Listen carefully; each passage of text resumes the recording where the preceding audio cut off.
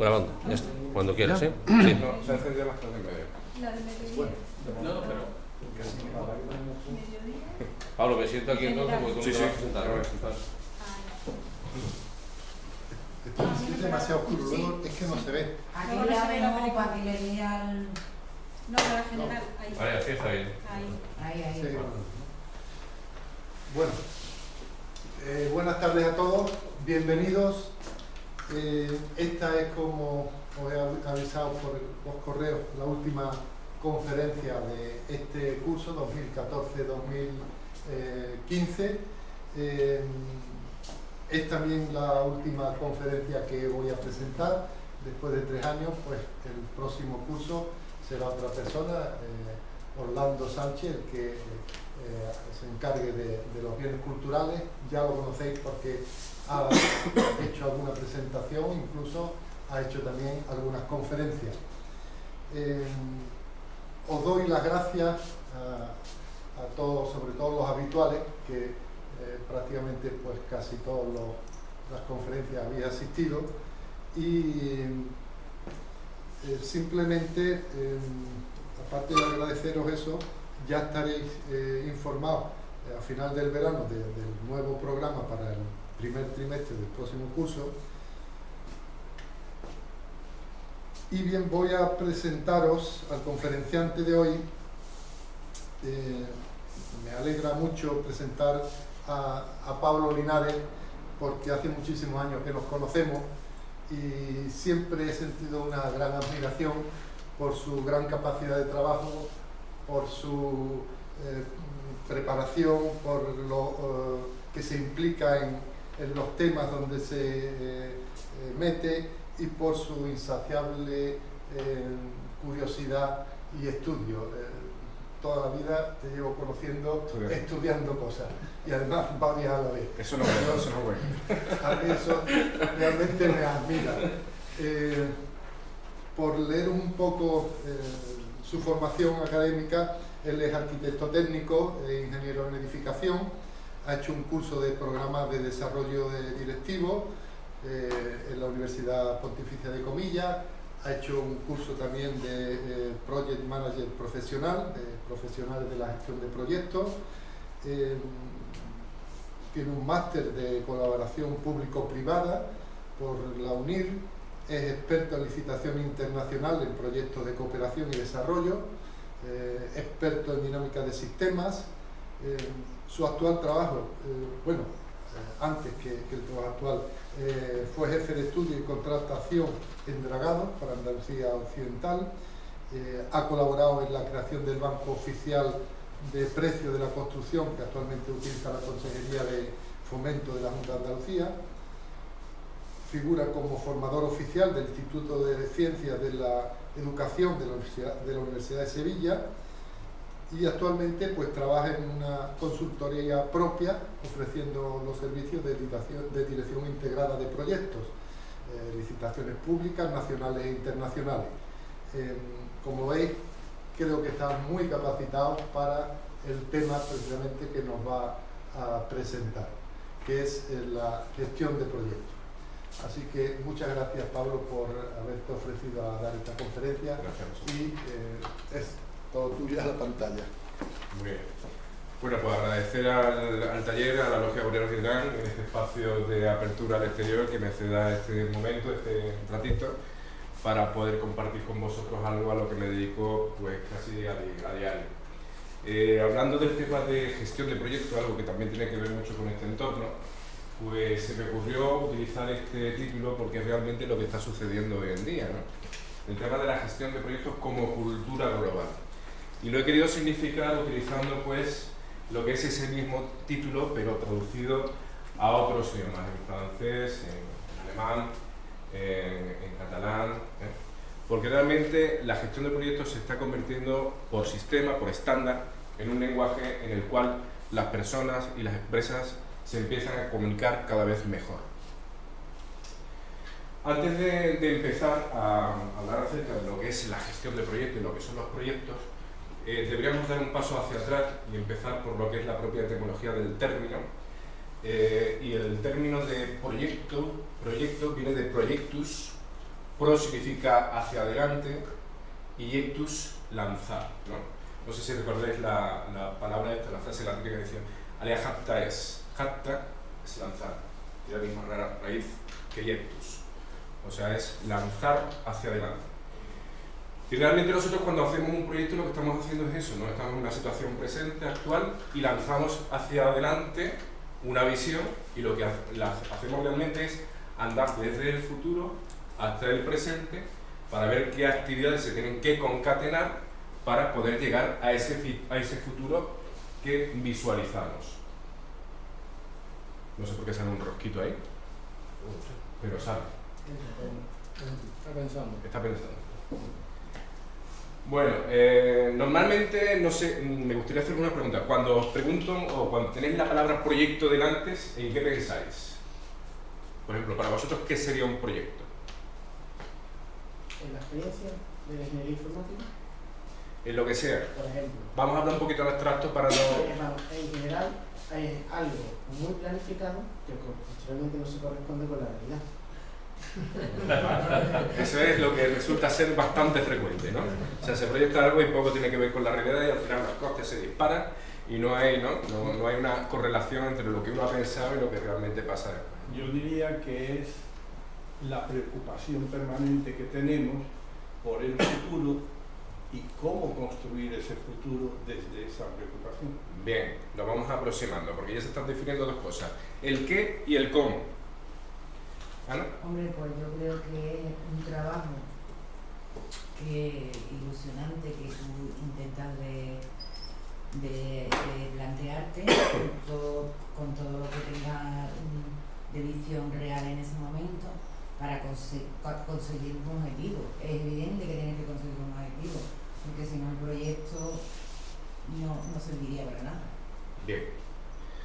Hace otra vez hincapié en lo que ha dicho José Luis, el tema del objetivo, y ha hecho también hincapié en una cosa muy interesante, que es tener un sistema descriptivo que te acerque a la realidad.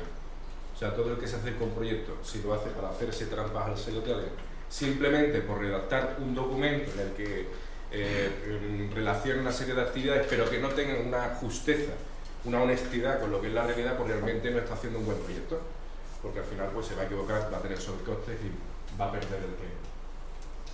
Normalmente un proyecto, sobre todo en el mundo de la construcción, tiene lo que es un programa, o sea, un programa de necesidades, lo que se necesita cubrir, que serían esos objetivos, un estudio de detalle, lo que se va configurando un primer encaje, un anteproyecto y después lo que es el proyecto básico y el de ejecución.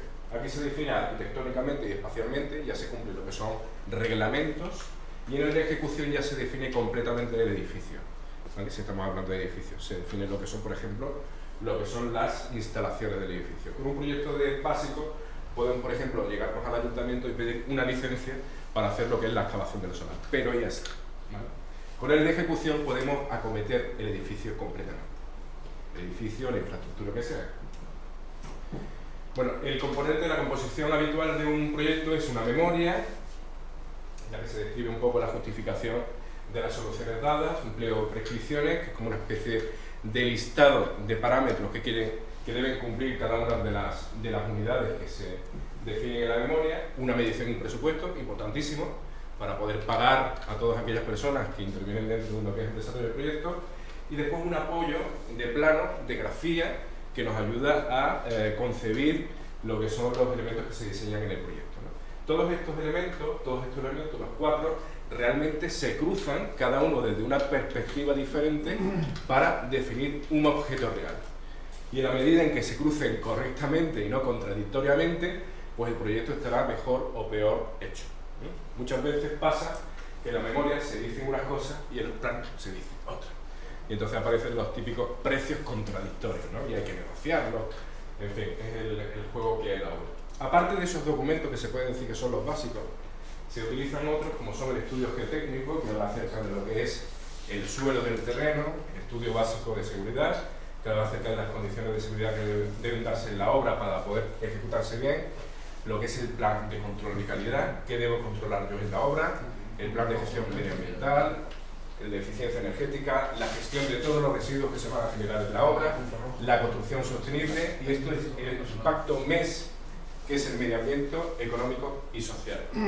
¿vale? Eso normalmente se utiliza sobre todo en lo que son los estudios de viabilidad de lo que son grandes infraestructuras, ¿vale? Cómo afecta lo que es, por ejemplo, el paso de una circunvalación por una ciudad, ¿vale? Entonces, cómo va a afectar eso al medio ambiente, a la economía de esa ciudad y a la sostenibilidad. Muchas veces hay una confusión con el proyecto, y el proyecto no es un documento muerto, o sea, no se escribe durante un tiempo, se va uno al colegio profesional, le pone el sello y ya está sancionado para el resto de los tiempos, sino que es un documento vivo. Lo que intenta de alguna forma el proyecto es anticipar situaciones futuras y no ser determinista. Pero ¿qué pasa? Que por economía de documentos, al final en un proyecto solamente se define una solución. Lo realmente inteligente sería, o lo que demostraría que esa solución es la mejor, es haber analizado los diferentes caminos que llevan a la solución definitiva.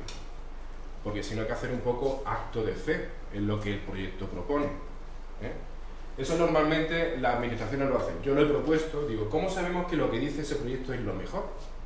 Porque ahí no se da cuenta de todo lo que es el sondeo de posibilidades hasta llegar a esta solución. Y si se hiciera, si en vez de solamente el cálculo, se utilizara también lo que es la simulación de escenario, probablemente el proyecto estaría mejor definido. Porque ¿qué hemos tenido en cuenta en el proyecto? También todos los riesgos, todas las situaciones indeseables que probablemente se den.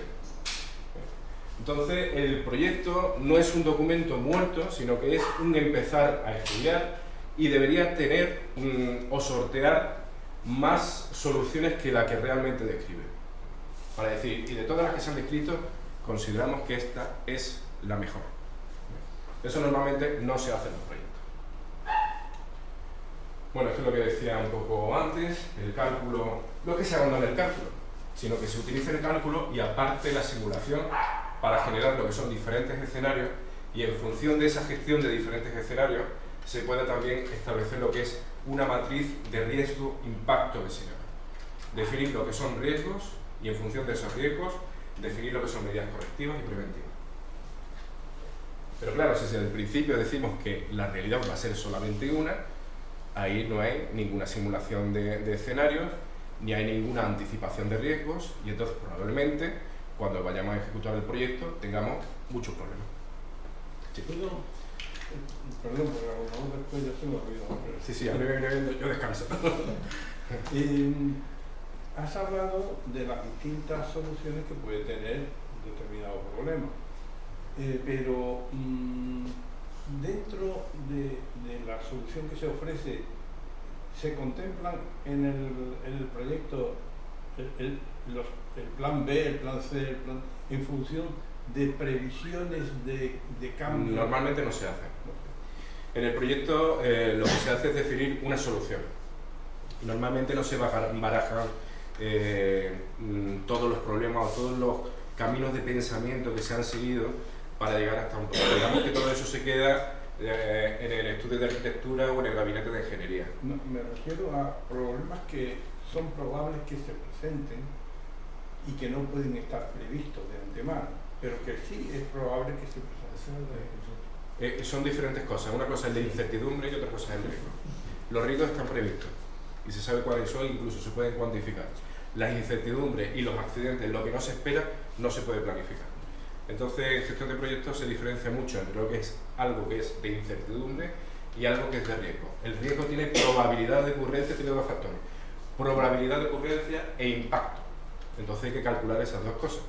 Y en función de la probabilidad de ocurrencia y el impacto, se define lo que es la medida correctiva y la medida preventiva.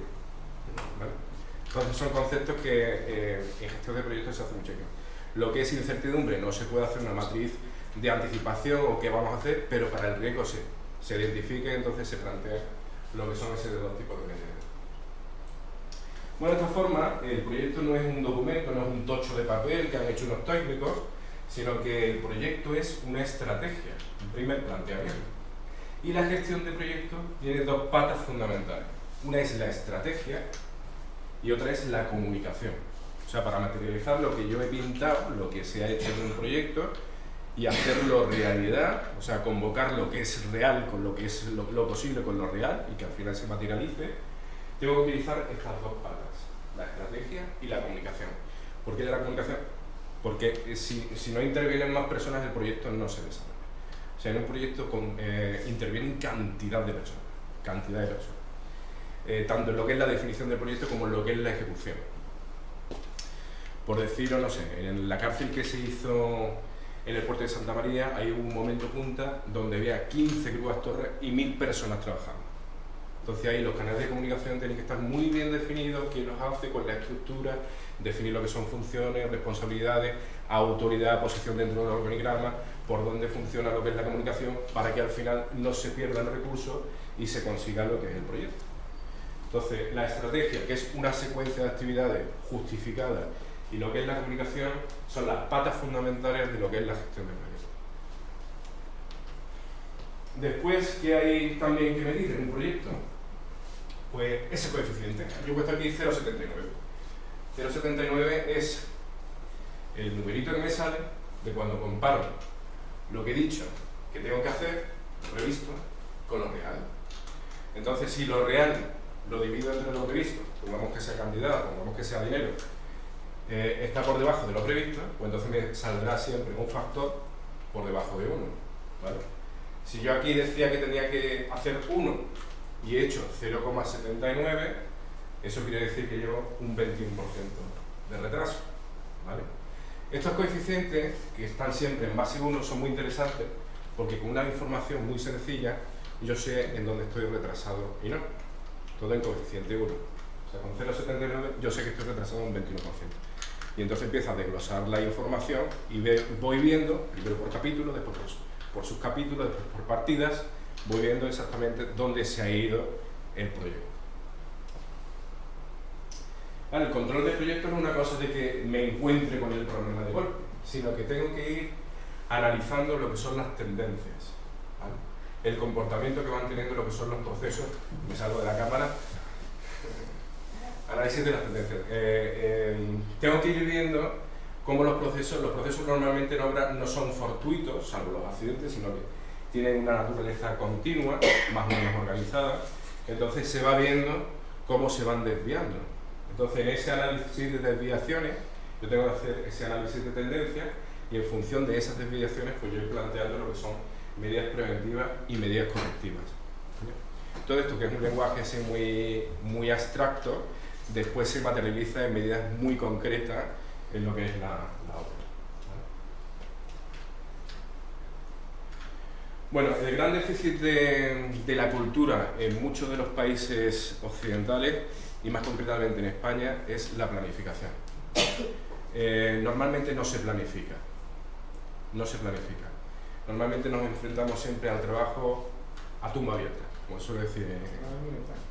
Que en España es muy fácil. Venga, ¿qué hay que hacer? Venga, pues venga, para adelante, ¿no? No te preocupes sin haber visto un papel, O apruébeme esto que tenemos que empezar mañana. Pero si no tengo los planos de estructura, tú empieza, que ya hablaremos, ¿no? Son frases que son típicas en... Sí, Pablo. ¿Cómo lo solventa? ¿Qué? Hombre, pues instaurando lo que es una cultura y analizando lo que son los costes de una situación y la otra. Sí, pero yo eso se lo transmito al cliente. Porque, por ejemplo, en la ingeniería informática, todo vale. Todo es... Bueno, lo que pasa es que en cada ámbito, por ejemplo, en el tema de la arquitectura, la planificación y lo que es el proyecto se regula de una forma. En informática se regula de otra. Pues son procesos mucho más rápidos, mucho más ágiles, y para desarrollar lo que son proyectos de informática se utilizan otras metodologías, que es la metodología Scrum, ¿vale? Entonces... Eso en contra, eso no puede haber. Bueno, son métodos que funcionan. Puede uno estar o no estar en contra, pero son métodos que están funcionando. Depende de quién los desarrolle. No, se han encontrado algunas fallas, por ejemplo, a la que se utiliza Scrum contra los trabajadores, en vez de como una herramienta de comunicación, que tiene lados oscuros. Entonces repercute los costes en horas de trabajo en el trabajador, algo que a mí me preocupa mucho. Entonces, más que verlo como una herramienta para mejorar la comunicación y reducir costes. Por ejemplo, tiene más fallos, que tiene una mentalidad anglosajona y no española. ¿Le damos ágiles? ¿vale? Claro, es que la agilidad española a lo mejor necesita de otra cosa, ¿no? Una cervecita o de un, ¿no? No, De un necesita, entendimiento diferente, que a lo mejor no... necesita que la gente sepa que hay que escribir, en Bien. vez de hablar tanto. Bueno, lo que quería dejar de alguna forma de manifiesto es eso de ahí. Tenemos un gran problema con la planificación. Nos cuesta planificarlo y entrar dentro de lo que es un sistema estandarizado. ¿Vale? Yo cuando hablo de tema de proyectos me dicen, ¿y todo eso hay que hacer para planificar un proyecto? Si te tiras más tiempo planificando que haciendo. Digo, efectivamente, es que ese es el parámetro. Hay que planificar para después reducir lo que son tiempos de ejecución. Y aquí reducimos la planificación y nos metemos directamente en el trabajo. Y el trabajo se nos multiplica por un montón de tiempo y al final nos cuesta más dinero y no somos competitivos porque no planificamos. Después veremos lo que es la proporción de planificación con respecto a lo que son tareas de control, ejecución y lo que es cierre de proyectos y veremos que casi el 52% de lo que es el trabajo de gestión de proyectos se realiza siempre antes de hacer nada. Se ha realizado todo eso antes de poner un pie en lo que es el proyecto en concreto. Y esa filosofía de gestión de proyectos no la tenemos en España. Aquí directamente al tajo, porque eso es trabajar. Pensar no es trabajar. Trabajar es meterte en el tajo y empezar a hacer cosas y mover cosas de un sitio a otro y no visionar el futuro, no evaluar si esta actividad va antes que la otra o va después, si es más cara, cuánto... No, eso no. Directamente nos vamos al trabajo, que el trabajo es mal trabajo, ¿vale? Porque está mal organizado. Por ejemplo, esto es una cosa que es muy sencilla, pero que seguramente vosotros todos lo... No es lo mismo hacer una actividad y después la otra, que hacer una actividad y paralelamente otra. O sea, hacer solapamiento de actividades. Hay actividades que funcionan o se ponen en marcha y no hace falta que estemos al lado para controlarlas. Por ejemplo, ponemos una tostadora. La tostadora no hace falta que la estemos mirando para que la tostadora tueste. O la lavadora lava sin tener que mirar la lavadora. Hay un programa, ¿no? Bueno, pues de lo que se trata a la hora de organizar los proyectos es detectar ese tipo de actividades y solapar todas las actividades que podamos. Porque la tendencia natural es a enchufar una actividad detrás de la otra, a hueso. Y eso es un desperdicio de tiempo impresionante. Entonces, simplemente analizando lo que son el tipo de vinculaciones que existen entre las actividades y solapando al máximo posible, siempre no ahogándonos, o sea, no metiéndonos en un callejón sin salida, dejándonos nuestras holguras. Hay que respirar, ¿no? El típico cigarrito. Hay que echar el cigarrito, pero lo que tenemos que intentar es solapar, sobre todo cuando hay actividades que funcionan solas. Cuando se riega, no hay que estar pendiente de que el agua llegue a los sitios, ya llegará, para eso se ha hecho lo que es las conducciones. Se puede ir haciendo otra actividad, ¿no? De hecho, las vinculaciones entre actividades son de esos 4 tipos. Comienzo, comienzo, comienzo, final, final, comienzo, final, final. ¿Vale? Lo que quiere decir es que cuando comienza uno, comienza la otra. Cuando comienza una, finaliza la otra. Cuando finaliza una, comienza la otra. Esta sería la del enchufe. ¿Vale? Y esta sería la del solapamiento. Un solapamiento en donde no hay decalaje ninguno. O sea, las dos empiezan al mismo momento. Y esta sería final, final. Esto quiere decir que las dos actividades están condicionadas para que terminen las dos al mismo tiempo. ¿Vale? Bueno, pues ese tipo de vinculaciones existen a la hora de organizar lo que es la secuencia de actividades. Y una estrategia no es más que eso. La estrategia es adivinar o estudiar, no adivinar, estudiar y justificar la mejor secuencia de actividades metiendo lo que son enchufe y solapamiento según se vaya publicando y sortear las diferentes alternativas. Bueno, de esas vinculaciones salen una serie de holguras, que las holguras, para que nos entendamos, son los colchones de tiempo que necesitamos siempre, porque siempre hay imprevistos, se nos va la cosa un poco de lo que teníamos previsto y tenemos que recalcular. Entonces utilizamos lo que son este tipo de holguras, la total, la libre, la condicional, la independiente. Son tipos de holguras que se calculan a través de programas informáticos y entonces nos dan pues, los colchones que tenemos dentro de lo que es una programación. Esto viene de una teoría de grafos, una teoría matemática, pero esto no hay que saberlo hacer ya. Yo lo hacía en la escuela, pero esto ya lo hacen los ordenadores. El Microsoft Project, todas estas cosas lo hacen automáticamente. Hay otro cambio dentro de lo que es la filosofía de proyecto y que me interesa también que salga aquí en esta parte de vocabulario básico, que es la concepción o la clasificación que se hace de las personas que tienen que ver con el proyecto. Están los shareholders y están los stakeholders.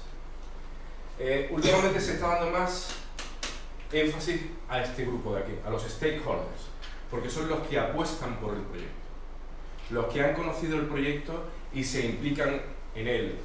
De hecho, stakeholders significa mantenedores de la apuesta, mantienen la apuesta por el proyecto.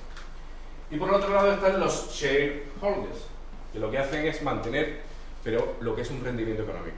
Ellos no quieren saber del proyecto nada.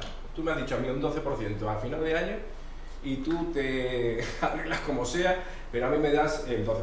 Entonces, últimamente, todos los proyectos están teniendo mayoritariamente este planteamiento, porque es un planteamiento de mayor compromiso social. Y de hecho hay mejor promoción de los proyectos en donde hay una apuesta por personas que conocen el proyecto que por simples especuladores. A lo mejor especulador es una palabra muy grande, ¿no? Pero por personas que simplemente están pendientes de lo que es el resultado del proyecto. O sea, se está buscando personas que mantengan la apuesta, personas que se impliquen dentro del proyecto. Creo que esas dos palabras son muy interesantes, porque de alguna forma garantizan que el proyecto vaya bien. Son stakeholder, aunque no sea parte de la gestión del proyecto, pero sí que va a proporcionar información, y además información relevante, para que ese proyecto llegue a buen puerto. En cuanto a los interesados pueden ser shareholders, stakeholders o cualquier persona que pueda agilizar o ralentizar un proyecto. Imaginaros, pues no sé, una circunvalación, una carretera, pero que pasa por un sitio que está protegido y entonces hay personas que defienden ese espacio protegido. Hay que saber gestionar eso y darle la mejor solución, tanto a los que ayuden al proyecto como a los que entorpecen. Uno siempre tiene que estar del lado de la honestidad siendo técnico. El técnico tiene que ser honesto y ser independiente, y si eso está protegido, pues está protegido.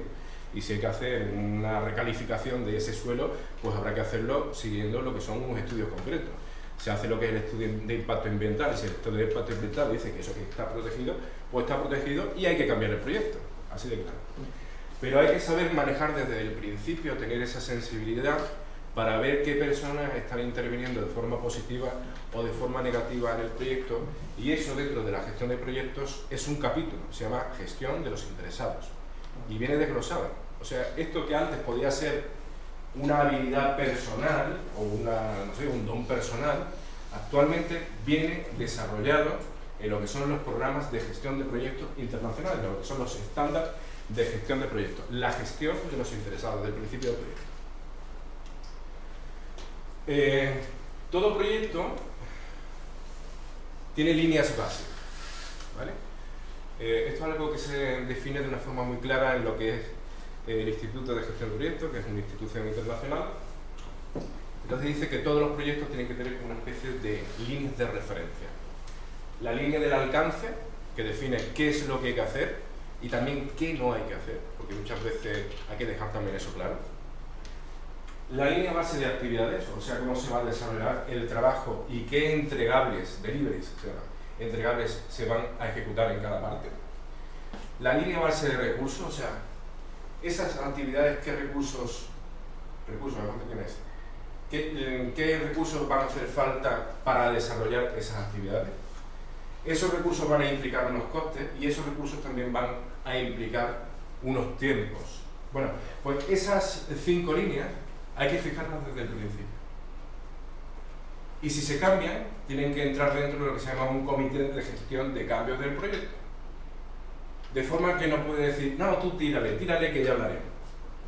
Si se cambia alguna de esas líneas, tiene que pasar obligatoriamente por lo que se llama un comité de gestión de cambios. Eso es como se debería hacer.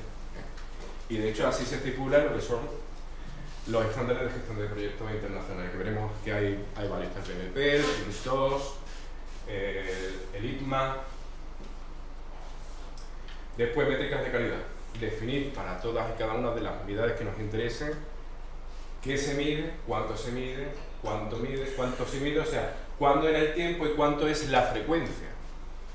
¿Quién mide? ¿Cómo se registra? Lo que no se mide no progresa.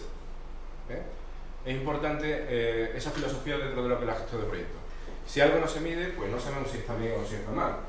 No sabemos si se está utilizando bien el recurso o no. No sabremos si se está desviando o no. Entonces las mediciones es importante que se hagan durante todo el desarrollo del proyecto.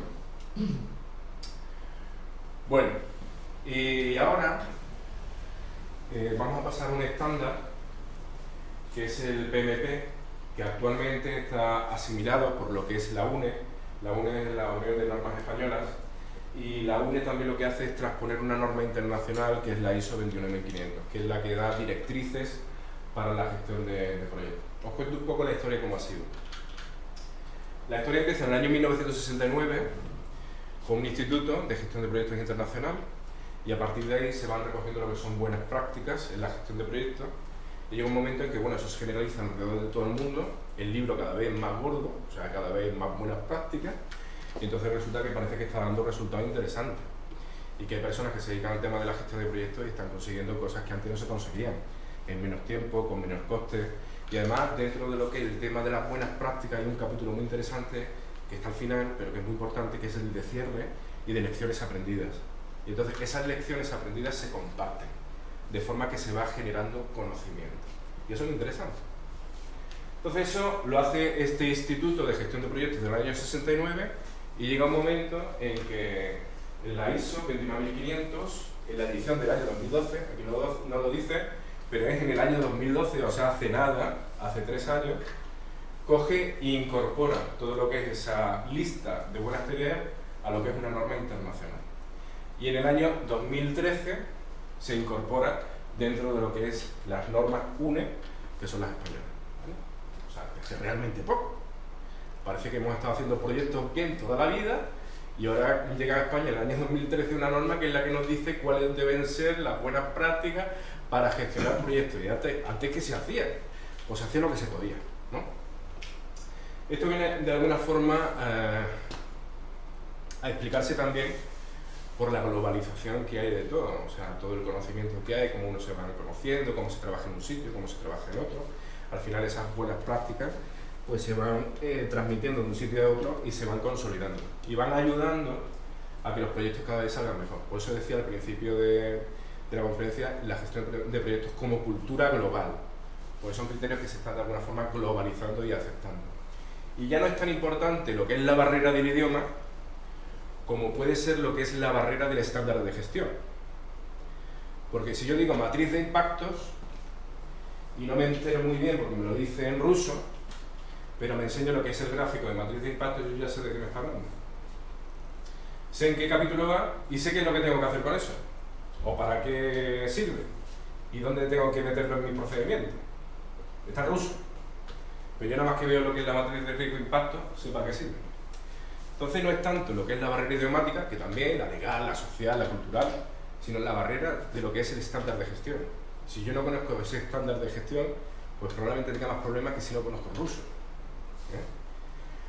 De hecho, os voy a contar un caso particular, un amigo mío, con la titulación de arquitecto técnico. La titulación de arquitecto técnico es una titulación que aquí en España es muy conocida porque es una titulación, digamos, endémica de España, del maestro de obra. Pero maestros de obra por ahí fuera no existe como maestro de obra. Existen los arquitectos, los ingenieros, pero maestro de obra no lo conocen muy bien. Entonces él se fue a trabajar a Panamá con su título de arquitecto técnico y dijo, no, yo soy arquitecto técnico y he estado de jefe de obra en tal sitio y tal otro, y no sabían qué era eso de ser arquitecto técnico. Dice, o eres arquitecto o eres otra cosa. Hay tigres, pero no hay tigres técnicos. Entonces, ¿tú qué? Dice, bueno, aparte de eso también hice un curso de gestión de proyectos. Dice, ¿ah, sí? ¿Y cuál? Dice, no, el PMP. Dice, ¿el internacional? Sí. Ah, ¿me traes tu papelito? Se lo enseñaron. Y entonces, a partir de lo que es el conocimiento de un estándar, pudo demostrar otras capacidades. Pero de principio, lo que le abrió la puerta fue el conocimiento de un estándar internacional de gestión de proyectos. No fue la titulación. Entonces, fijaos la importancia que tiene esa cultura global de gestión de proyectos, que está incluso tendiendo puentes y sirviendo de entrada o de presentación para titulaciones que no son reconocidas en otros países. Bueno, aquí hablaba acerca un poco de lo que es la ley de ordenación de la edificación, está un poco obsoleta, todavía habla acerca de los mismos agentes en el negocio de la construcción, se reconocen que hay el promotor, el constructor, la dirección facultativa, los organismos de control, pero aquí no se habla de agentes exteriores como puede ser un gestor de proyectos. Los project management aquí en España todavía no han desembarcado